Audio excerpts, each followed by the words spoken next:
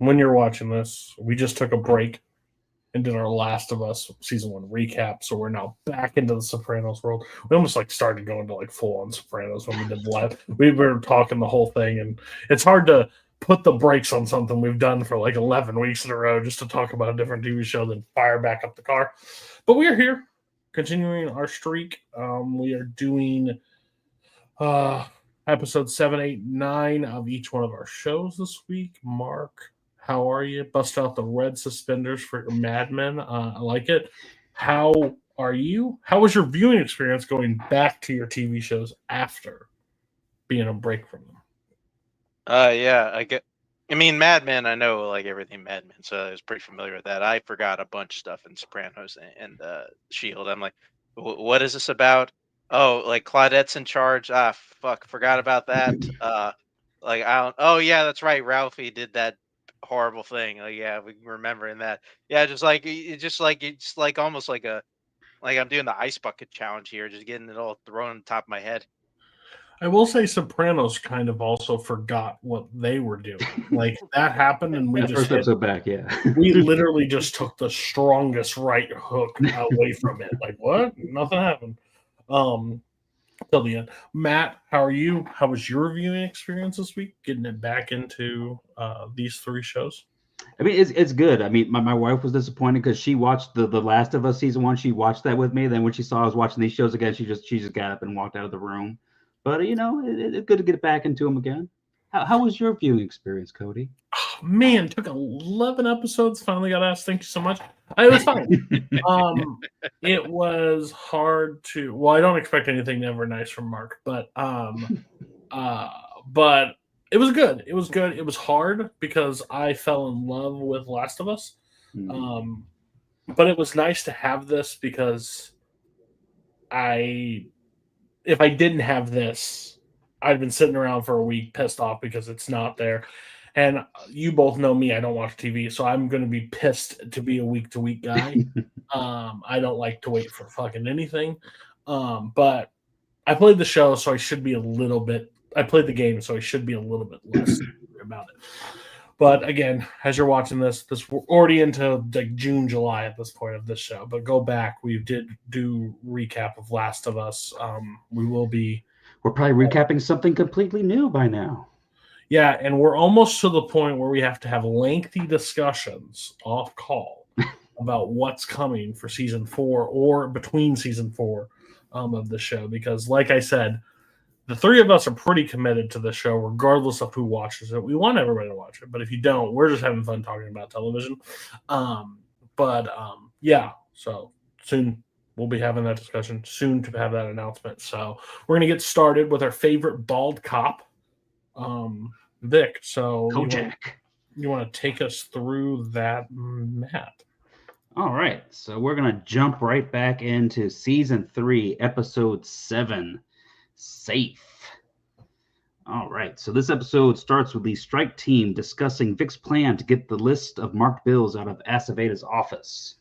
And they're going to use the president visiting town as an opportunity to kind of get into the barn because it's going to be nearly empty.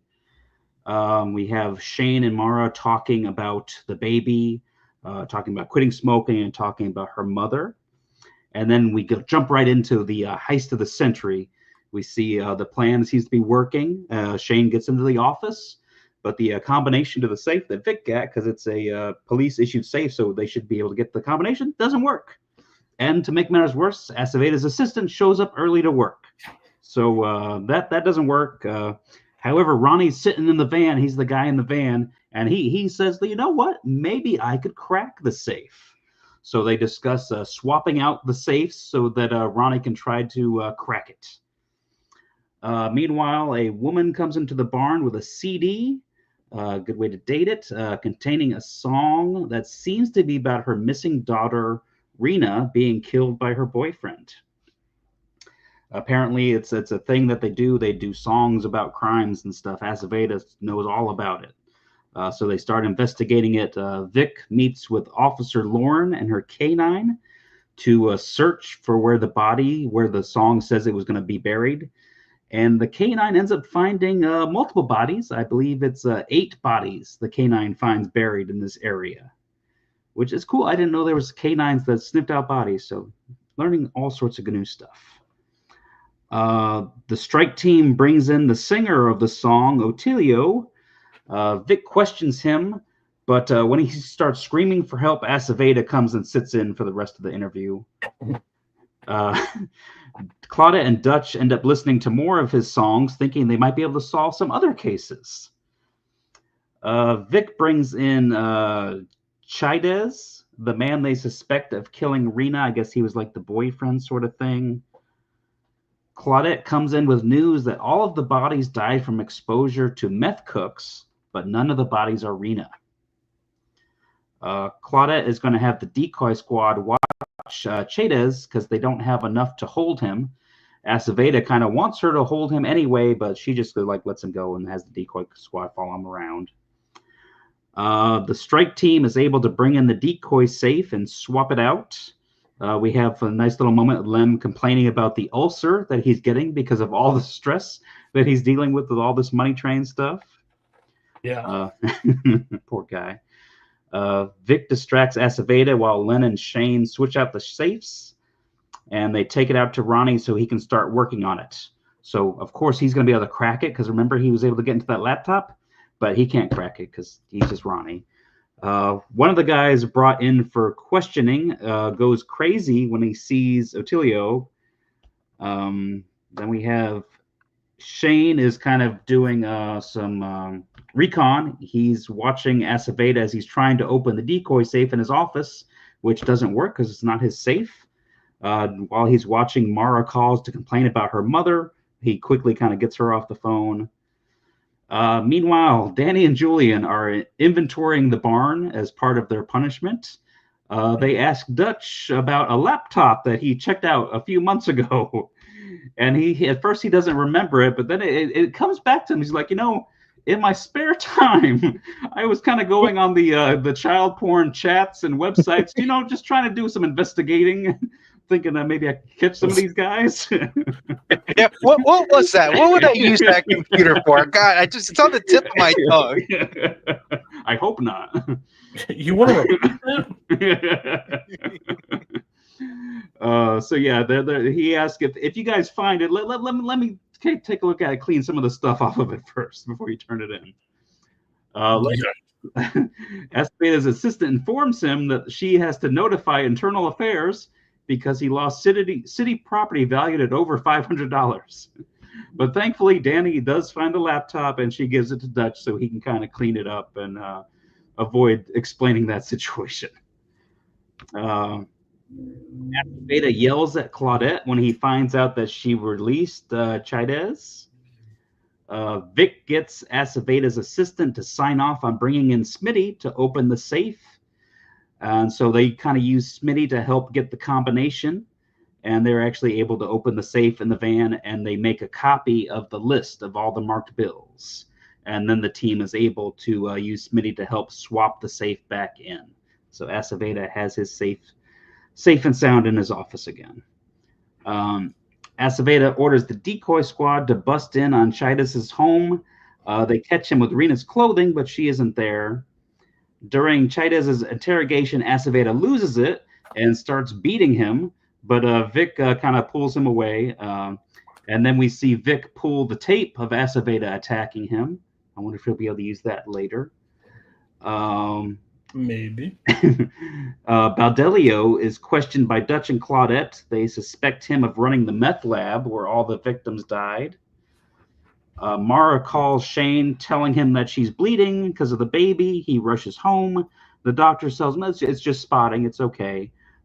Then she gets upset when he immediately leaves to go back to the barn.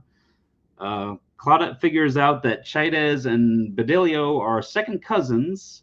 They inform Otilio that he was misinformed about the song, and then they put all three of them in the cage together with Trish undercover in the cage as well, so she can listen to their conversation, and it pretty much tells them everything about these cases. They find the meth lab and release all the girls being forced to cook meth in a trailer, and they also find Rena, who, depending on how you look at it, wasn't really much of a prisoner. Maybe groomed and probably, I think she's still underage, so not cool. The mother is upset to hear all this and just leaves without seeing her. Later, Vic shows up at Aceveda's house and gives him the interrogation room tape. He says he doesn't like owing Aceveda anything, so now I guess they're square. And then Aceveda visits his cousin, and he finally tells somebody what happened to him, and tells him that he's kind of losing control, and he beat up the one guy. And his cousin tells him that he needs to take control back. And he tells Aceveda that if it was him, he would kill them. And that's pretty much the end of this episode. So, some stuff happened. Some. Yeah. Got some progress with the money train. They now have the list of all the marked bills, so I'm sure that'll come in handy. This is dumb. The actual other cases were, I like the stuff with Dutch and the laptop. That was probably my favorite part of the episode. Yeah, that was funny.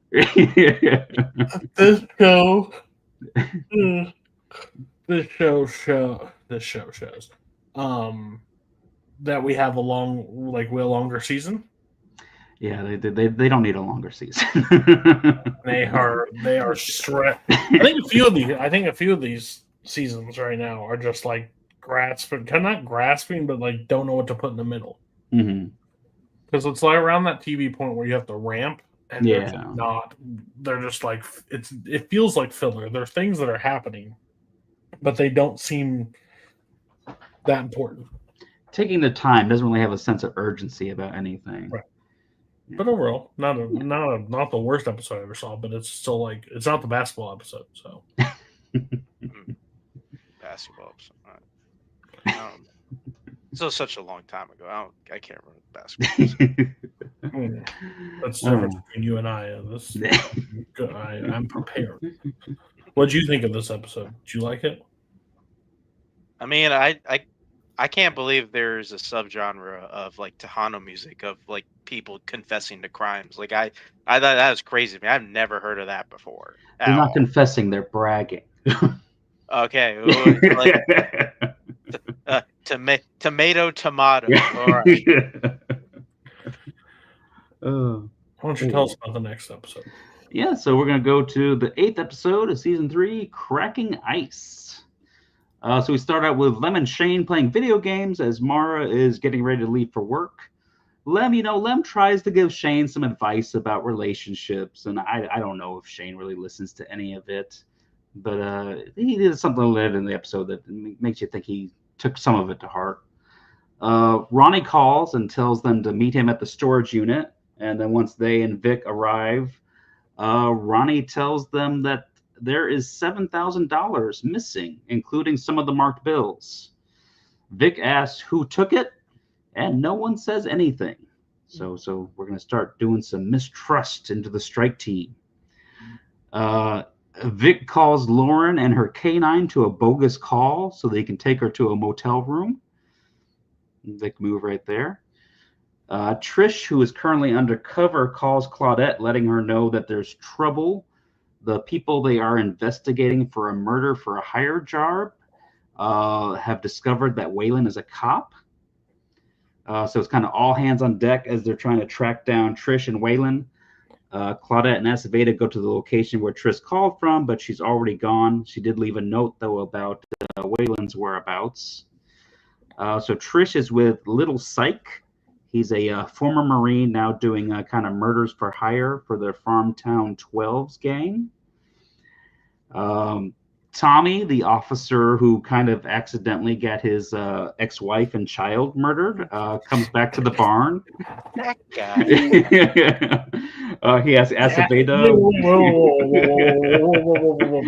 You say accidentally? Is that what you're going to go with? I mean, he didn't mean for it to happen. Yeah, that's not like Mark defending Pete here. Are you sure you want to go down that road? I mean, he didn't ask the guy to do it. He asked the guy to do a simple robbery. If that guy went back on his own time, he can't control that. But yeah, Tommy, he's like asking Aceveda, what do I need to do to come back, get my job back? And Aceveda's like, dude, you could not get your job back. But I will do whatever I can to help keep you out of jail. Danny and Dutch catch Bert Kreischer peeking into his own window, playing a cuckold. Fun scene. Yeah, I forgot about that. I was like, wait, is that Bert Kreischer? Like, that's what I thought. I was like, I had to pause. I was like, wait a minute. I've seen that face before. And I did do a little research when I was making sure it wasn't. Apparently, he got in trouble because this was like one of his first acting gigs, and he actually like whipped it out and started doing stuff right there in front of the window. You know, yeah, that probably checks. It's acting. So yeah, we cut to the strike team gets there to intercept Waylon before he walks into a trap. Then we get Trish ends up having to take some coke and sleep with Little Psych in order to keep her cover. Waylon said that it must have been the mole in the judge's office who gave them up. He says he put the information about the mole in his report to Claudette, but apparently she missed that or didn't read that part, and she sent the wiretap request to the courthouse, which kind of put them in danger because that's where the mole is working. Dutch investigates a crime scene with an older woman who was raped and her daughter, who Dutch believes the daughter interrupted the cuddler, so he killed them both. And Dutch thinks that the murder kind of excited him. So he might be upping his ante as he keeps going. Shane gets an engagement ring for Mara. Lem kind of notices, though, that it's engraved with someone else's name on the inside, which, I mean, Shane is buying it from a shady guy. So, of course, he's buying a stolen wedding ring. But, hey, that's Shane. Tommy asked Danny to talk to Aceveda for him, but she's kind of hesitant because she just got back to work. And she kind of doesn't want to get involved in that. Vic and Lem take Claudette with them to the courthouse to figure out who the mole is. Then once they figure that out, they're able to get information from her, and it kind of leads them to information about the gang and then leads them to where Little Psych is going to be doing the hit. But Trish is able to stop him from taking the shot, and then he beats her up and drives away. Vic and Claudette get to her after he left, and she gives them the license plate number. And he's shortly caught thereafter, and then Trish gets to put the cuffs on him. Back at the barn, Trish tells Aceveda and Claudette that she had to do coke to keep her cover, and that she's probably going to need a morning after pill and an STD test. Another fun scene, Lauren shows up with her boyfriend wanting to talk to Vic. Her boyfriend makes her tell Vic that what happened today was a mistake, and that she is with her boyfriend, so don't call her again.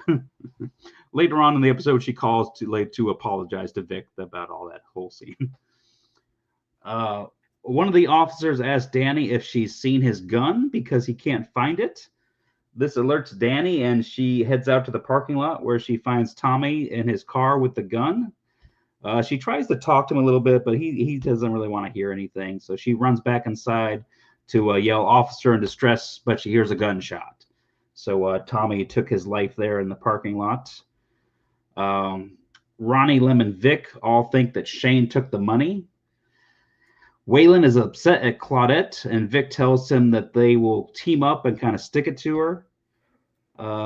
Julian is trying to give a sample in his pursuit to get his wife pregnant. But he ends up needing to use one of the sexy guy magazines at the little bathroom there. Shane gives Mara a gift, a baseball glove for the baby with an engagement ring inside. Vic shows up at their apartment. I guess he's probably going to confront Shane and ask him about the money, but he sees that, and Shane asks him, "What's up?" And Vic says, "It can wait." And that's pretty much the end of this episode. So, stuff. Yeah. Calls and says, shows up, "Hey, leave my boyfriend. My boyfriend wants you to leave me alone."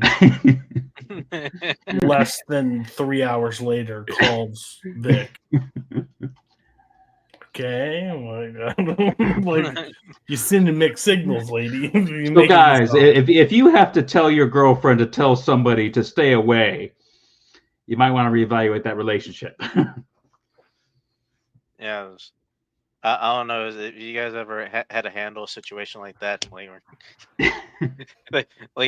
tells you that they're cheating. All right, we're gonna go and talk to that guy right now. Yeah, And I don't know they made that guy really douchey to make Vic look like the good guy in that situation. But at least he was like, "Oh yeah, I'm taller than that guy," so yeah. Yeah. Pointless. Didn't really do much of anything, really. That's gonna Did really... this have the part in it? Is this the part I mentioned off call? Acevedo no, was that's the like- next episode. No. Yeah, just want to make sure I didn't miss that part. Okay. I don't know. I like this episode. I thought it was fun. I like at least the them going to try to save I can't remember her name, but save that cop. Trish, yeah. The hello line's kind of a thing. I wonder like how real that is. Like that was kind of neat, and at least showing some even though it does feel like we're kind of on the way of like, oh, we're going back to the way things were, of like we're kind of starting the reason to get rid of like this decoy squad, when like that was kind of adding in some heat to here, and now it's like, okay, we're giving our guys an out here. But yeah, I don't know if the decoy squad worked how they envisioned it working. I don't know if it was originally gonna be just like maybe 5 episodes the decoy squad was around, but I don't know. Yeah, I just felt like it kind of took away from the strike team and stuff, and they didn't really get us to care about the decoy squad enough, really. Which is an interesting idea, because it seems like some of the stuff they're doing is pretty cool, but we never really get to spend any time with like just them and doing their like undercover stuff, which might make it's almost like we put Claudette and Dutch on the back burner too this season. Yeah, because she's been divided. Her attention between all this stuff. Every season was Vic and his stuff, and then Claudette and Dutch. That's how they ran the first 2 seasons, and they worked very well. Yeah. Now it feels like Claudette's moved into a different role, but she doesn't interact with as much. And Dutch, we're not getting hardly any scenes with Dutch doing really anything that's of importance. He's got this Cuddler case, which hardly gets anything in the episode. It literally feels like we're just stuck. Like we're not progressing in any like positive direction. Like the Mark Bills, okay, but where's the drama really centered around that? That was solved pretty quickly. Acevedo's going through his problems because he got forced to suck. That's an intriguing story, but again, we don't really. We get some intrigue on that. It just feels like we have every storyline heading towards direction, but they're all at stop signs for the last 2, and we're not actually getting any progression going forward. And I'm just like, I'm bored. Like I'm not. There's a difference between bad episodes and boring episodes, and I think we're just at boring times because there's nothing intriguing. The cool thing was when Vic and Stuff storyline were slow, we still got Dutch and Claudette having a fucking crazy ass case. But now we're not even getting that. So I'm just like, I don't know. I'm not trying to poo-poo it. I don't think it's a bad show. It's just I want some intriguing. I think the show took a very hard. It hasn't got its footing back since that actor got the role as Ricky Ricardo. And they Lucy's always ruining everything. And they did Lucy coming soon, season 4. No, I'm just kidding. We're just not getting any they don't know where they're going.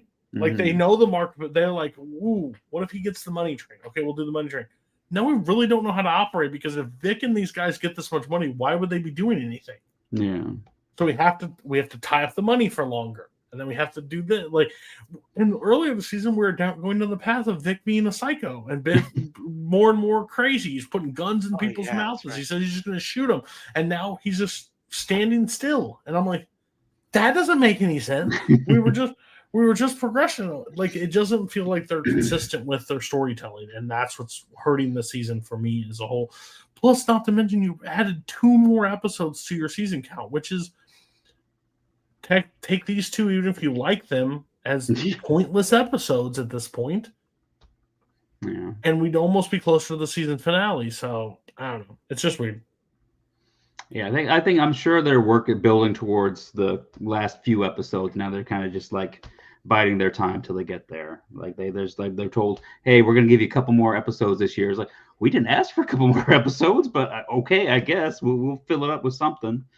And then we got all this stuff going on. Yeah. But yeah, I guess that leads us to episode 9, Slipknot. In this episode, the strike team takes the band Slipknot and keeps them in a hotel room so they can't make it to the concert that night. Yeah. Better episode. But yeah, so starts off with Vic rushing to the hospital. Corrine was attacked by a patient. He takes her home.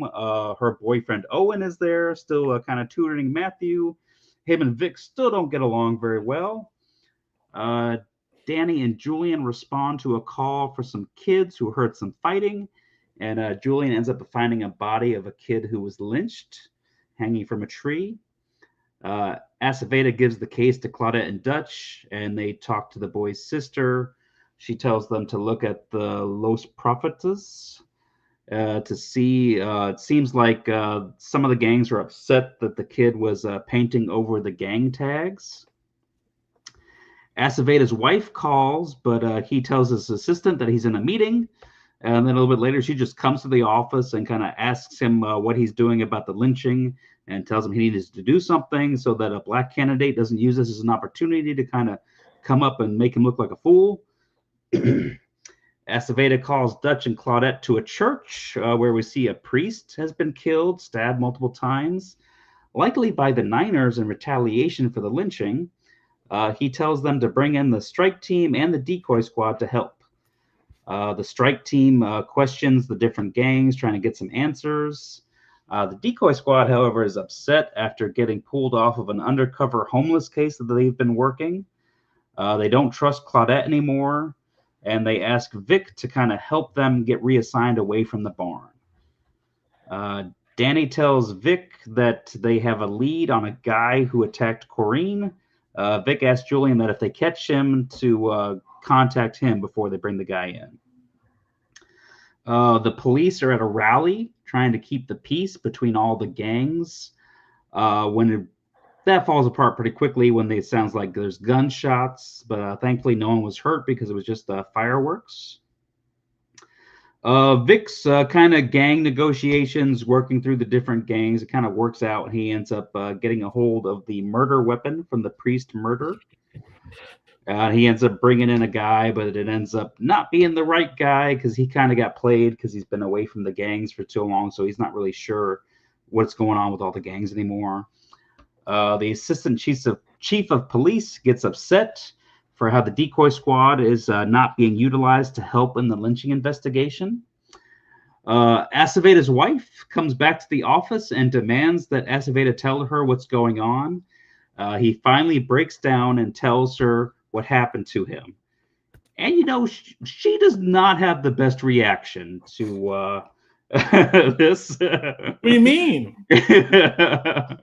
That's where we get Cody's favorite quote of the week. Sock? She takes a pause and looks at that man and goes, "Sock?" One of the worst written lines in media ever. Like, here's my thing. I know early 2000s very homophobic. Okay. fully understand it. I mean, we have back in season one or maybe season 2 is like, your dick in my mouth, real gay. Like those moments. I get that. I'm not Team Aceveda in anything. I don't like him as a person in this show. But let me tell you, he had a gun to his head, a wife and a child at home. And the audacity to these people to be like, you did that? It was either that or I died. Like, I don't know what you wanted from me. Of course, I don't want to do it. But his wife to look at him in the face, Sock? Jesus. I've seen enough Law and Order SVU episodes to know that men can be raped too. Yes, I was like, what are we doing? We're more upset that he did that than being alive. Wild to me. Just wild. Which now we understand why he hasn't really told anybody about it. Like, yeah, what if like he knew this was going to be her reaction? Yeah, he started telling people. It started telling people, and everybody's like clenching their pearls and be like, "My God, what?" Yeah, he sucked some dick. What had to happen? I don't know what to tell you. As like we said, she doesn't react very well. She ends up kind of like blaming him for it, and she just storms off and leaves him there. So Aceveda's not having a great day. Furthermore, when pretty much the assistant chief of police gets there and asks more about the stuff, Aceveda kind of tries to throw Claudette under the bus about the decoy squad stuff. But, Dutch stands up for her, defends her, and talks about how Aceveda's been using her too much for the strike team, the decoy squad, plus helping him with his cases and stuff. It's too much for one person, and Aceveda's hardly doing anything. Then we get Vic tells Aceveda that the strike team needs to be all in, or he's going to take the strike team to another department. So Aceveda's just getting it from all over the place. Vic ends up getting Twizzy to confess to lynching the kid and killing the priest because his boss was working with the gangs of other races, and he's trying to get the black community to stick together with all the black gangs. So his smart idea is like, I'm just going to start a little gang war here with all the races and stuff. So that's that. Lem gets offended when Vic asks if he took the money. Ronnie was also tells him that it wasn't him. Meanwhile, Shane has a conversation with Mara, and he tells her about his little lockbox that he has that he never locks because he's always going to lose the key, and suddenly it's locked. But that's where he kept the key for the storage unit, and she pretty much breaks down and confesses that she took the $7,000 to send to her mother. He tells her not to tell anything to anybody, and tells her it's a good thing that she didn't look at any of the other cases there. And she's like, "Are all of those things full of money?" Vic takes a photo to Corrine, and he identifies it as the man who attacked her. We find out that his daughter Casey scratched up Owen's car, scratched "Stay Away" into it. Danny and Julian find the guy. He attacks Julian before passing out because he's probably on like drugs or some sort of stuff. They bring him to Corrine's hospital, and either I didn't write it in my notes or that's the end of that. I don't know if there was another scene with that yet. Aceveda tells Claudette that the decoy squad is transferring to another department and that the strike team is back on their own. Claudette gets to go back and focus on her detective work with Dutch. Shane is about to tell Vic about the money when Lem and Ronnie show up, so he kind of stays quiet. And then we say Aceveda is in his car, and he has the mugshot of the guy who assaulted him. So he knows who it is now, and he's looking for him. And that is the end of this episode. Yay. I want to point out something. Just on the outset. I mean, we may talk about the show at some point. We may get the Sons of Anarchy. I don't know. But I just got to bring up Kurt Sutter. What a hell of a writer. I can always tell whenever he writes one of these episodes, just some like wild shit just happens in the middle. We went off on that whole tangent about the suck thing, and of course this episode ends with a song playing in the background while everything's like going into place. Like, okay, this Kurt Sutter is written all over it. Oh yeah, and anytime there's a lynching or something, that was probably Kurt. Yeah. Oh yeah, that too. Like, what is the thing like he definitely shouldn't write about, and he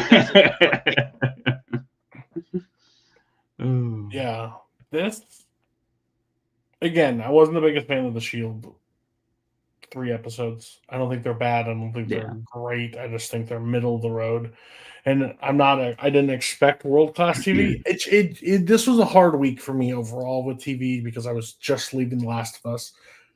I did an entire break from these shows and then came back to them. And I was like, man, Yeah, it's The quality of Last of Us.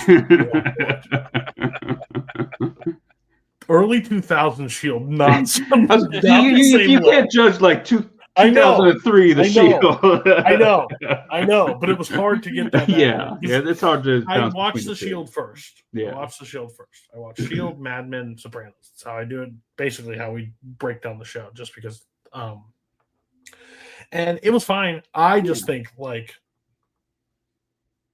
it's early 2000s. There's some silly situations. What I explained last time is basically what I explained this time. I think they're just boring. But holy shit, like Aceveda, like now contemplating like killing that guy, like finding them and killing them. So we're ramping up. We're getting close to the end. Newsflash, you ain't no different than Vic at that point. Just went down the record. Like I understand. To be fair, nobody made Vic suck, so that's so that's fair. But overall, that's great. Like that's a new level of Aceveda. So and this season he's been by the book. So yeah. But I mean, I love he sits down with the guy and like fucking kill him. You got a badge and a gun, take control. Yeah, take it. So yeah, it's all right. Not bad there. Yeah. You got anything, Mark, or you want to go talk about Mad Men?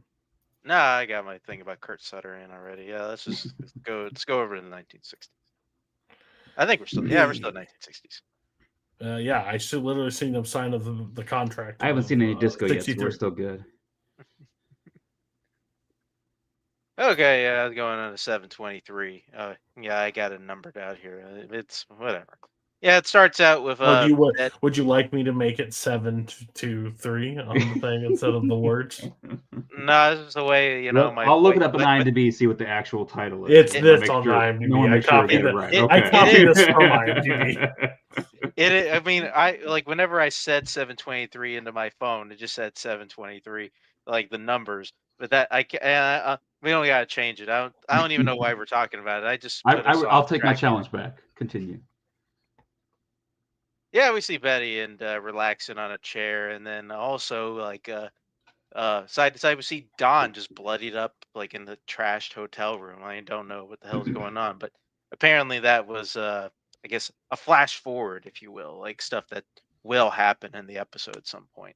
Because then we go into Don just getting ready for work. Betty's redoing the living room. She got people coming over to tell her like, hey, we're gonna put these chairs over here, and then funny enough, Don does have like a actually good suggestion that like the old bag actually said, hey, that's actually a good idea. He's right. Yeah. I think Connie Hilton shows up at Don's office unannounced. He tells him he wants Don to handle the New York hotels, kind of get him going kind of light and kind of see how he does with those. He also says he should spend more or he should have pictures of his kids and have the Bible at his office, like which I've never had a Bible wherever anywhere I work. That was a weird thing to say, honestly. Love Chelsea Ross, but like what? Okay, it's also the 60s. Yeah. Oh yeah, and there's some thing about like some reservoir. Is that like I don't know? Is that like a watering hole or something? Like I'm not sure what a reservoir. But like they're trying to keep it from getting like demolished. Betty and her friends, and they are trying to figure out like who has pull around. And Betty remembers that guy that she met at Roger's wedding, that Henry Francis. He works with the governor, and maybe I can ask him. And all her friends are like, "Yeah, Betty, you're hot. You should ask him to help us out because he'll say yes." Yeah. Then she tries calling over to Henry's office. And she ends up talking to him, and not before she gets like kind of a little overly angry at her kid, for hanging up the phone too soon. But that's neither here nor there. They call, they that schedule. Is one of the most like I expected a laugh track and a fucking Billy, like it was like straight like Leave It to Beaver. Hang this up. I knew exactly. It's like hang this up when I like. You said hang it up. Like that kid was hanging it up instantly. I loved it. Yeah, but now they set up time to talk about the issue. They seem like they wanted to get together. Peggy and Pete continue to be swooned by Duck. They both get some gifts, and they're trying to figure out, what Duck wants. Pete's just telling Peggy, "Hey, let's just kind of stay away from Duck, because this could get on Don's bad side." And he already, quote unquote, killed Duck at the office. He doesn't need, to kill us too. Uh, Lane, Bert, and Roger then meet up with Don. They kind of, give him an old attaboy for getting Hilton, but they're like saying, "Hey, like there is a bit of a snafu. There's a little issue with the contract." And Don was like, "I don't know. We'll let the lawyers handle it." Like, no, no, no. It's about your contract. His lawyer is saying you need to have a contract, and he's like, "Well, all right, cool. I'll think about it." And then everybody's like, "Dude, it's like millions of dollars. Just sign the goddamn contract." And Don is like, "Well, I don't wanna." He's like, "Well, can you think about it?" I guess so. And it just takes the contract with him. Like, like he has no intention of signing it, but we'll see. Uh, yeah, Betty and Henry like have their talk. Feels very much like a first date. They go into like some cafe or whatever, have some pie. Uh, Don is out with his daughter in the park, and he's there with like a bunch of kids and her old teacher, Suzanne Farrell, I believe was what her name is. Uh, they are trying to look at the eclipse and things, and he like Don's just being dad for the day. Uh, Betty and Henry, continue their little thing. They talk about like this little fainting chair, and he says he'll do what he can to help out with the reservoir, and they go ahead and part ways. And then during the eclipse, I can't tell if like Don just has. I think he just does have sexual chemistry with everybody. It always feels like he's trying to make a move on everybody, even though like I do actually genuinely believe him. He wasn't trying to do anything. It just kind of came out that way. Yeah. I think it's like because she like didn't like immediately fall in love with him, so that's just like, oh, I must have her now. You are a scumbag. Like you are the worst person. I just think you're the kind of guy. He didn't cheat on. He just actually fell and it went in. Like, what are you talking about? I mean, What to be fair, Betty's having pie with a guy, so I don't know. We have seen Don talk to people and have zero interest in them at all. I don't think that's true. He had interest in Bobby Barrett like immediately. I don't know what you're talking about. Like I saw him put on the Don approached her. He keeps approaching her. He keeps talking. He wants her because he's a female. He took his daughter to the park to see the eclipse, and she just happened to be there. And he carried on that conversation, which we've seen him avoid constantly. I mean, it's not like he's stalking her yet. Not Betty. Elizabeth Moss character. What's her name? Peggy. Peggy. He keeps her at a fucking long ass distance. We've seen how he talks to women he wants nothing to do with, and we've seen how he talks to women. Oh, hey, I have this client. We're looking for Israel. You got any tips? Like, I called the one Jew in my Rolodex. Like, what are you talking about, Mark? Once again, that was one who turned him down, and it's like, oh, that's it. You turned that's me down. It. I must break you. The ones that don't throw themselves at him, he's like, oh, challenge accepted. A challenge. This dog's gonna hunt. Jeez, Mark. Oh, anyway, yeah, we didn't see Peggy. The men and madmen are not that bad. They got a bad rap. Am I right?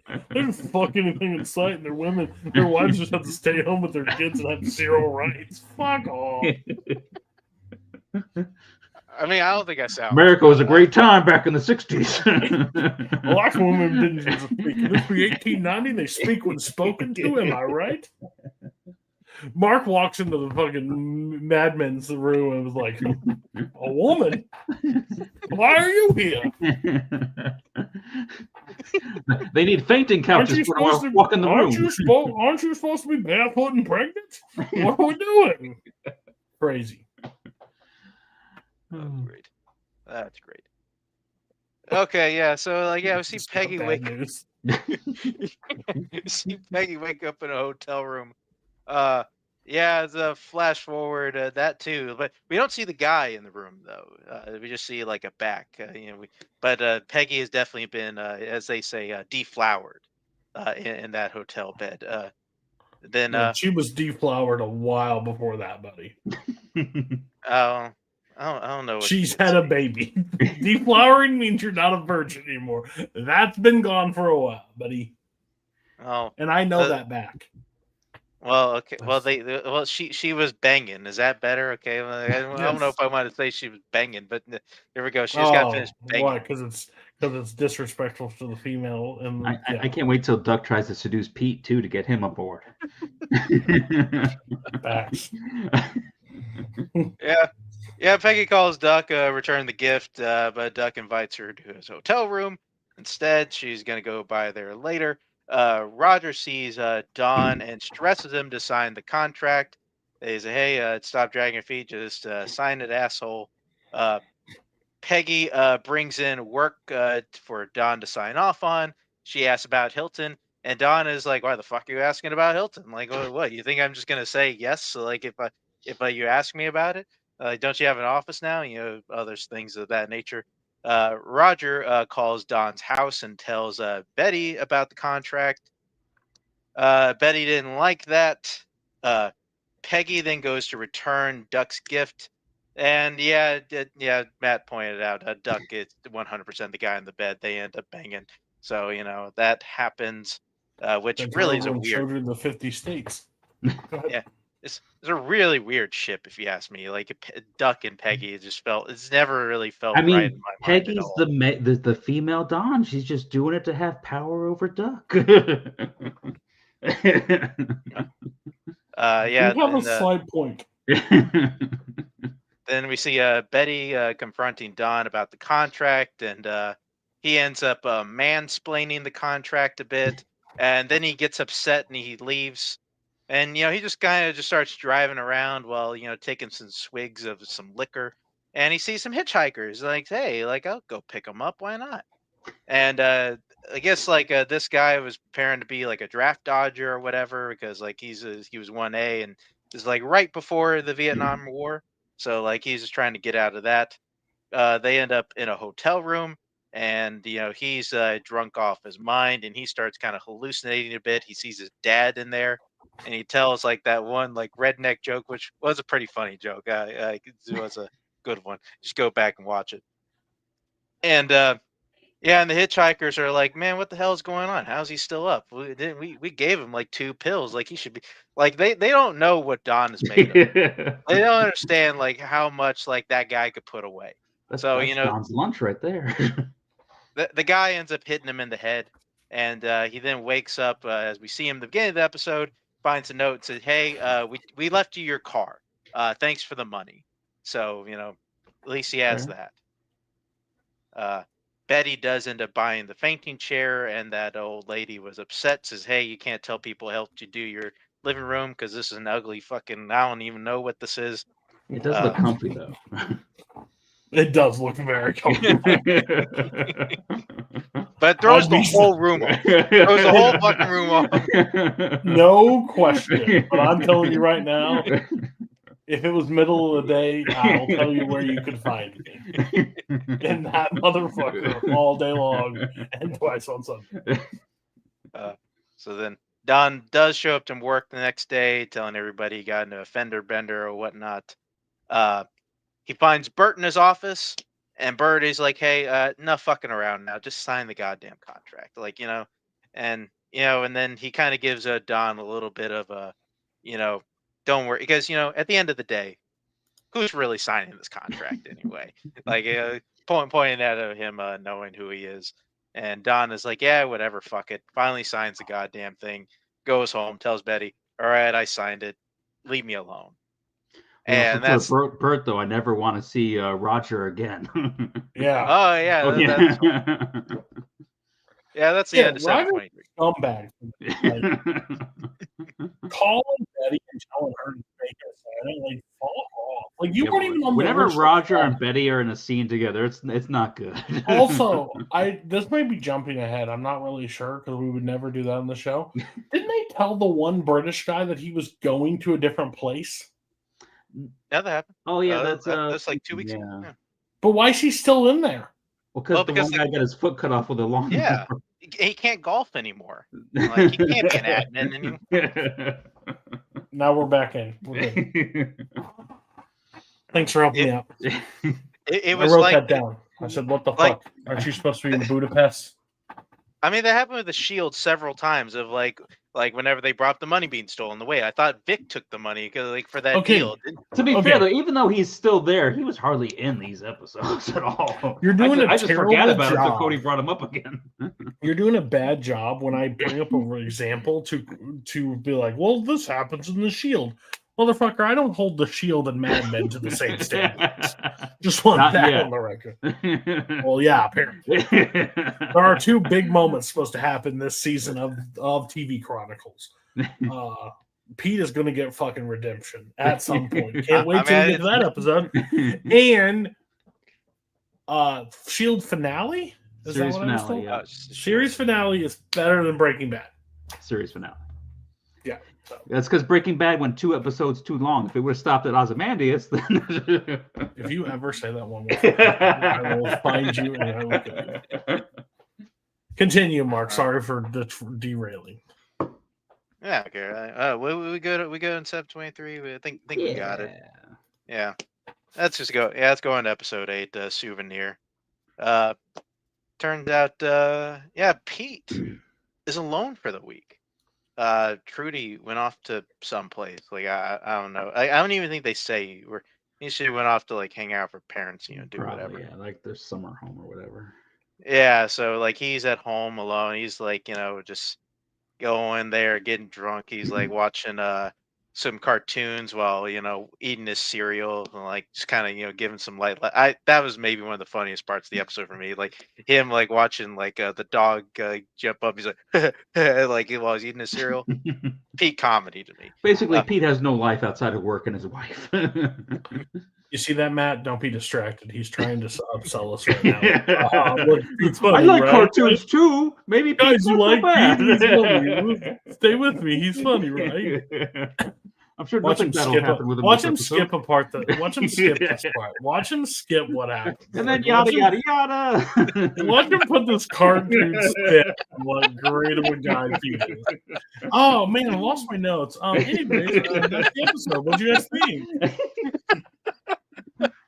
Remember the dog, though. Remember the dog.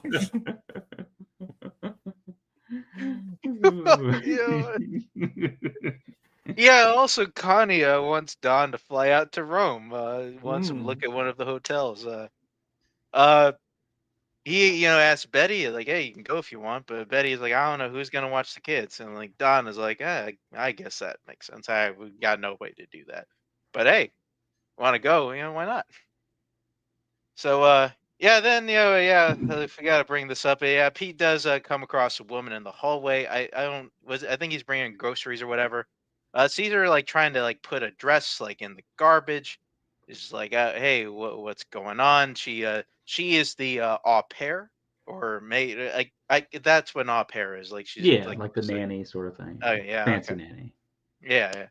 So she's sees her like apparently like she ruined a dress from the wife of the family that she's working for. She just kind of wants to get rid of it. And Pete is like, you know what? Like, let me see what I can do. Give me the dress. Like, maybe I could figure out like how to. Pete's just being a friendly neighbor. He's a good guy. He's doing out of the kindness of his heart. Yeah. So he does that. And then after that we got they have a city meeting for the reservoir. Henry Francis ended up coming up big. He was able to call in some study that needed to be done, and he's able to at least halt the demolition on the reservoir for a bit. Betty and her friends are happy about that. Henry and Betty start talking in the parking lot a little bit more. And then, Henry then decides to go in for the kiss, and Betty did not back him off at all. They, very much in it, if you will. I don't know where I was going with that. Anyway, Betty. Betty then gets home, tells Dawn about their win. She's really excited. And then they go to bed, and she's like, "Yeah, you know what? Fuck it." Like she wakes up Dawn in the middle of the night, say, "Hey, I want to go to Rome." And Dawn is like, "Sure, I guess we'll just tell Connie, like, you're coming. All right, cool. And then Pete then heads over to the store and try to replace the dress. Has a semi-heated conversation with one of the girls on the floor. She wasn't very helpful. Like, I'm kind of with Pete on that one. That particular instance. Well, Pete doesn't have a good run with department stores. maybe don't He didn't get a gun out of it this overextend- time, though. Maybe don't overextend yourself and like offer for this fucking random thing. Anyway, like To be fair, though, Joan was able to fix this thing when the other lady said it was unfixable. So yeah, so that she didn't have it. And Joan was like, Why yeah. is Joan working in a department store? That's the big question on the thing. I mean, because she had to get she's another too job. embarrassed to go back to the office and say she needs a job. Yeah. I think they'd hire her back. No problem. Oh, they would, but she just went through the whole. I'm gonna go off and be with this man. He's gonna take care of me. Yeah. She went the can't whole- just put her tail back between her legs and crawl back. What happened to her husband again? He didn't get the job as the surgeon, so he's not gonna be super rich now. He's just gonna be a regular doctor. Which is He's only gonna be kind of rich. leave now. Yeah. He's got bad hands. Yeah, like apparently he And can he's only be a like rapist. yeah, that too. He's also got he's got a lot of issues. She could have picked better. Yeah. That's Well, Joan fact. Joan was able to help out Pete in the store, and he gets a new dress, take over to the lady. Excuse me, Don and Betty. Then get to the hotel. Connie wants them to have the best average guest experience. Kind of let them know how that hotel is. Yeah, Betty's friend then drops off the kids with the housekeeper. Apparently, they're doing an emergency meeting on the reservoir, trying to screw them over or something like that. Betty dresses up to go out, looking all Elizabeth Taylor-like. She converses with some locals before Don shows up and pretends to be some random guy and scares them off and such. They seem to have a nice night together. Connie does meet Betty, says, "Hey, Don, you're a lucky guy," and then they proceed to go back to that hotel room and also do some banging. When in Rome. Hey. Bobby then catches Sally playing house with the neighbor boy that was there. She gives the neighbor boy a little kiss on the cheek. Bobby starts teasing her, and then Sally just starts beating the shit out of her brother. Carla goes in and says, "Hey, you gotta stop fighting." And Sally's like, "Whoa, we weren't even doing anything." And Carla's like, "We can't have these neighbor kids coming over anymore. So you just keep beating the shit out of your brother. So let's just keep this to ourselves right now." Pete does bring back the new dress to the au pair. Say, "Hey, got this fixed for you. How about we go get a drink someplace?" And she's like, no, thanks. I got a boyfriend." It's like, "Oh, you didn't say that earlier." All right. Then goes back to his apartment, gets really drunk. Goes back, says, "Hey, I want to see that dress on you." And she's like, okay, whatever. And then, Pete then goes in and, makes bad Pete decisions while super drunk. How drunk was he, Mark? Was he really, really drunk? Yeah, he could barely fucking stand. Yeah, I guess that makes it okay. Yeah. I mean, I didn't say that. I don't know why you're putting words in my mouth. Yeah, so God, I don't know how. I said this about Pete a long time ago. I don't know how we're gonna. Mark might not have remembered everything Pete did when he said that originally. I just think he's a really good character. I'm like, hey, he's gonna.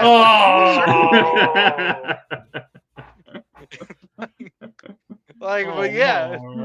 Mark, trying to ice skate uphill. What's up? Oh. Yeah. Listen, I carried hatred for Skylar for 10 plus years. So, maybe you just need to maybe we need to lay down the altar and realize Pete's a bad guy. If Mark pulls this off, though, and we're rooting for Pete by the end of the show, just think of how amazing that would be for him. I'm not going to rule it out. Like, I won't rule it out. There is zero. There is a zero. This is like doing an independent. Like, I think that we should let this guy off. Well, I know he's done some fucked up shit in the past. Like, he's sexually assaulted a girl, slept with this woman. His wife came in right after. Like, all this shit. He like, flipped the cushion, though. He was a gentleman. Probably killed a biker with a chicken that he threw out the window. Like, That's all great. this shit, and then all of a sudden he's like, "Oh, but listen, he started a charity organization. I don't give a fuck." I don't know. You brought up him throwing out that chicken from like a 9th-story apartment. I just think that's the funniest thing That's ever. crazy. Trudy spent all day making that chicken. Cook that chicken, and he just fucking yeets it. All right, You you got it. We're on your first episode of Mad Men. Move it along. No, this is the second one. Oh, was it second? Yep. Yeah. Nothing just happened in didn't the move first it. episode. I just didn't move it. My bad. All right, yeah, we'll go with this. Yeah, Betty and Don get home. Carla tells Betty about the incident with the neighbor boy.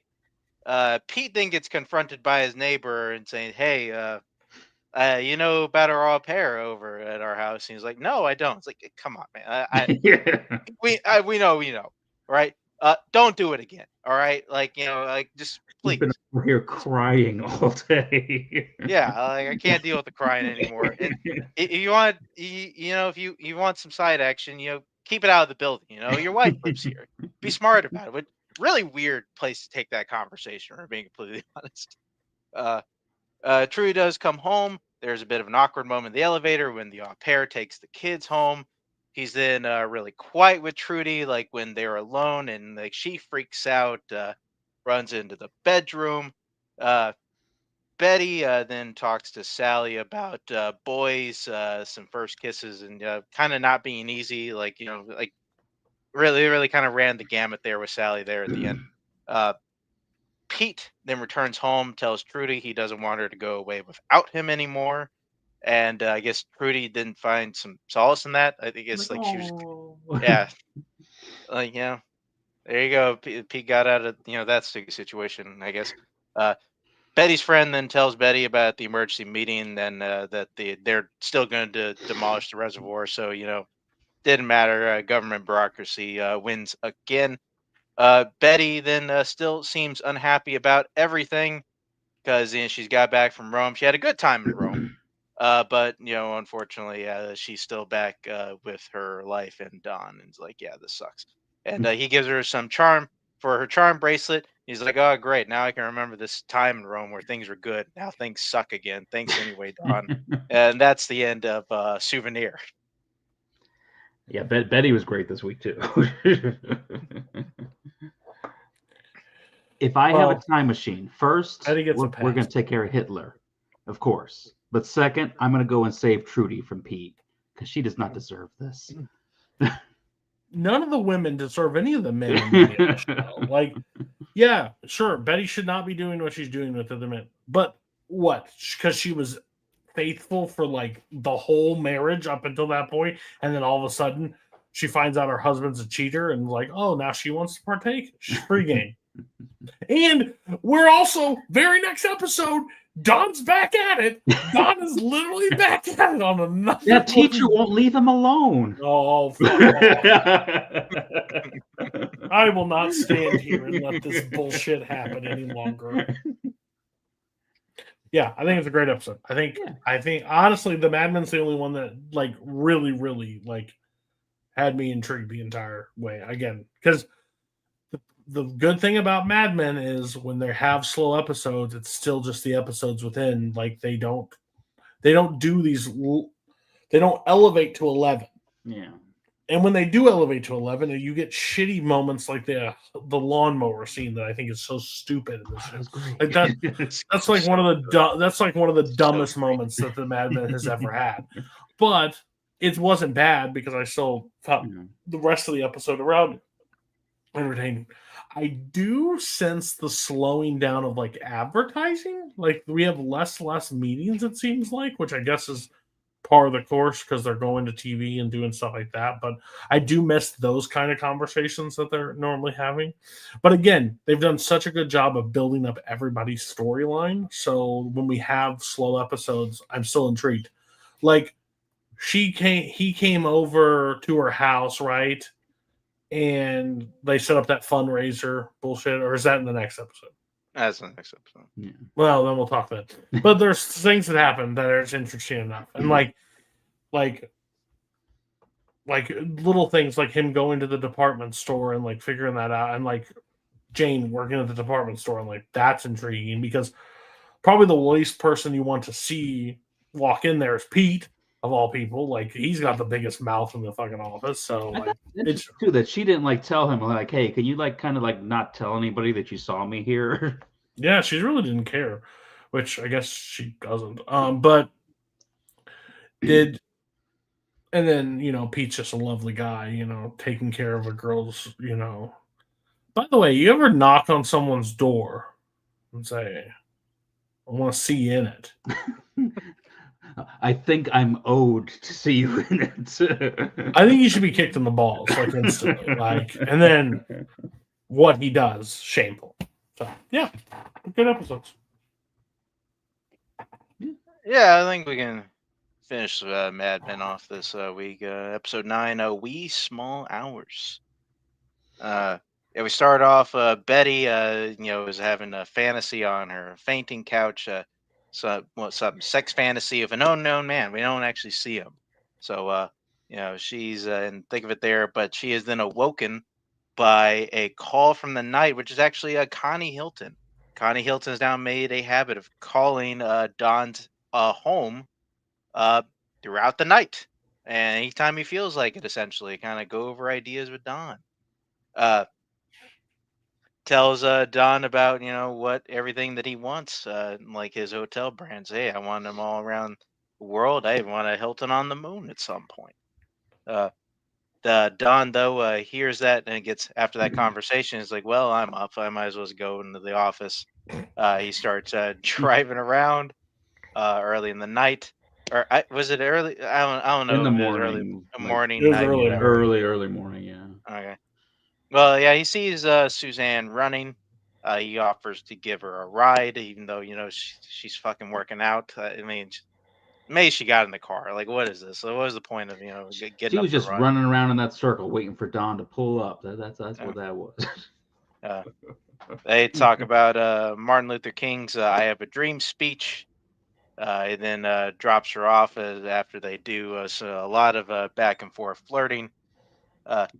Don does Connie's request only to learn that Connie called to his office to ask for more stuff. Then Betty starts writing a letter to Henry, trying to still kind of keep that little thing alive. Peggy, Kurt, and Smitty start bringing in ideas for Hilton, and of course, Don hates all of them. He thinks they're all shitty, even if they are his own. But then get this funny scene where Pete almost dies because he smokes a single cigarette. I did feel a little bad for Pete. He got peer pressured into that when he told him I can't smoke. He just kept coughing over the. I was sad he lived. I was hoping it would take him. They were on set. Salvatore was directing a commercial for Lucky Strike. Lee Garner Jr. was there, and of course he has some notes because I mean, Salvatore was right. Like he's got to be looking off in the distance. He can't look directly in the fucking camera. That's weird. Mhm. Like Silence of the Lambs has taught us it is weird when people just eyeball the camera. Like he, like that like yeah, that's why he did it, just because it just looks strange. Anyway, yeah, Lee Garner is like, yeah, why don't we just go ahead and do that? Wait, what the hell? Don tries to run into Suzanne again. He wakes up early, tries to drive to where she's running, but what do you know? She's not around. Thought that's Salvatore, but Salvatore and Lee Garner Jr. are looking over the clips, and Lee Garner Jr. is as he said, he had a long, wet lunch, and it looks that way. Uh, so they are then in kind of the editing room alone. Then Lee Garner Jr. makes a move on Salvatore, freaks him out, and he's like, "What? Like we just like Lee Garner Jr. is like, what? We just lock the door." And it's like Salvatore is like, "I'm married," and Lee Garner Jr. is like, "Yeah, so am I." Is like what? Like I think it's a misunderstanding. And Lee Garner Jr. is like, "Oh, no, there isn't. I know what I know." But Sal does reject him and sends Lee Garner's drunken ass on out of the office. Uh, Betty does get a response from Henry. She writes another letter, try to keep that going. Very drunk Lee Garner then calls Harry up that night and says, "Hey, that guy who directed the commercial, Salvatore, I want him fired. I want you to do it, and just kind of keep everybody else out of this. Like, no need to tell Pete and Roger about it." Uh, Harry ends up just doing nothing because he's like, "Well, Lee Garner Jr. is really drunk. Like, he's not gonna remember it anyway. Sure, he'd probably do that differently if he could." And then Don gets invited for a late night drink with Connie. Uh, they end up having a long talk about work and life. He calls Don a son of sorts. He also said that communists don't have God. All right. I guess. I mean, the Red Scare was a real time back in the 60s and 70s. Uh, yeah, Henry then comes by the house after getting several letters from Betty. He's like, "Hey, sorry, like I know I shouldn't have come to your house." And then Betty is like, "Oh, but, my girl is about to come back here." And what do you know? Carla just shows up at the house, and then Henry is like, "Oh, yeah, place is a good place for a fundraiser. We can do a fundraiser over at your house." And then Carla's not buying that shit at all. She's like, "Yeah, sure, whatever, fundraiser, whatever." So Henry does leave after trying to do that thing. Uh, they then get into their Lucky Strike meeting, and as soon as Lee Garner Jr. sees Salvatore sitting at the desk, he then turns around, walks away. Uh, Roger and everybody are stunned. Harry explains what happened. Roger was livid that Harry then decided to do absolutely nothing about the situation, even though, like, this account, losing this account could just turn off their lights.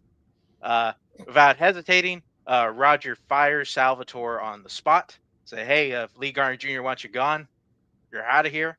And then he tells Harry to tell Don to fix it. He goes over to Don's office, and of course, Don then yells at Harry for fucking all this up, and then talks to Salvatore to get his side of the story. And Salvatore is like, "I don't know, man. Like he just came on to me in like the editing room for like no reason. I don't get it." And then Don is like, "Yeah, sure, he came on to you, or whatever." Like Don does not believe Salvatore's story one bit. Uh, and then he's like, and at the end, Don was like, "Listen, Lee Garner Jr. wants you gone. Like, there's nothing I can do. Like, you'll be fine. It's good." I read Like, it more as he believed him, but he's like, "And you didn't just do him?" Yeah, like if I he saw you with wants the to, bell. if he wants you got to do it. We're all like, didn't you say like we're all married? Like, Yeah. like the whole situation. Like he's like, Because Sal like we says something saw him like, what if it was a young woman? It was like, well, if I knew what the young woman was into or something. and then he's like, we're all like, he's went on a trip with him and saw him with Yeah. a bellhop Oh, yeah, boy. 'cause So he like, you knows. draw the line somewhere, Mhm. and you decided to like piss off this guy You instead. piss off the And I love when $21 Roger million contract. Roger like looked at the one guy and goes like, "You're gone, and what should we do with you?" like, because you thought it was just best to not say anything. Like, he was drunk. I thought he'd cool down. No, wrongo. yeah. So, yeah, unfortunately, yeah, Salvatore does get the short end of the stick here. His time as Sterling Cooper has ended. Then Don does return home. Betty then tries to cover the Henry situation, saying, "Hey, like that guy came over. He says we can do the fundraiser here, and like, can we do it?"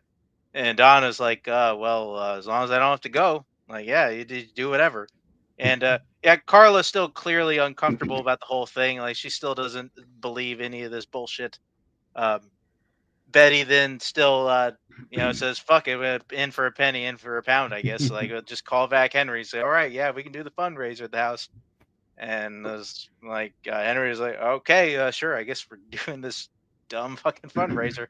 Uh, Donna then presents the Hilton campaign over to Connie. Connie is like, "Hey, this is a pretty good fucking campaign. It's memorable. It catches your eye. But what about the moon? I don't see the moon. I was pretty clear. I wanted the moon." And Don is like, I don't know. This is a good campaign. What the fuck are you talking about? I didn't said you like can't go with the fucking moon. I don't know what you want from me, Connie. Jeez, So Don, just give him the moon. yeah, and then Connie was like, "What? You want me to say it's a good job? Fine, it's a good job, but this isn't what I want. So fuck you, essentially." So like he leaves unhappy, even though Connie what he called his fucking house like all hours of the night and still didn't like his work. Like, what is up with that bullshit? when you're Mr. Hilton, you can do that shit. Yeah. So anyway, that ends off of that. Betty then does the fundraiser, but Henry does not show up. He sends some woman. Uh, Betty is she's pissed off. The She men that treat her this way is just awful. I mean, like, listen, Henry was right. He can't go to her house again. He can't go. He's like, you got to come to me because how else are we going to explain it? I can't just like show up at your house like over and over again. It looks weird. He held a fundraiser. This was the way to make it foolproof for her showing up. Her not showing up makes her look like an idiot. But he sent his boss to go. Yeah, but like he showed up unannounced. They don't look like cheaters that way at the very least. Come on, I think he's right. He's looking out for her. I hate you. I hate you. I don't like you as a person. Her, on the other hand, she's acting kind of like a spoiled brat in this right here. Yeah, what's also up with that? She starts making out with him, and he's like, "Oh, never mind, we can't do this. Like, I shouldn't have done it." And just leaves him hanging. Like, the fuck? Like, she has a conscience. I mean, I guess, like, but like, come on, like, just your hero Don Draper does not have one. Well, yeah, so I guess that seemingly ends their romance, I guess, for a time. Like, I don't know, we'll see how that goes. Yeah, Roger is still pretty pissed off about the Hilton meeting. Tells Don he's in over his head. He should probably at least let an account man handle this.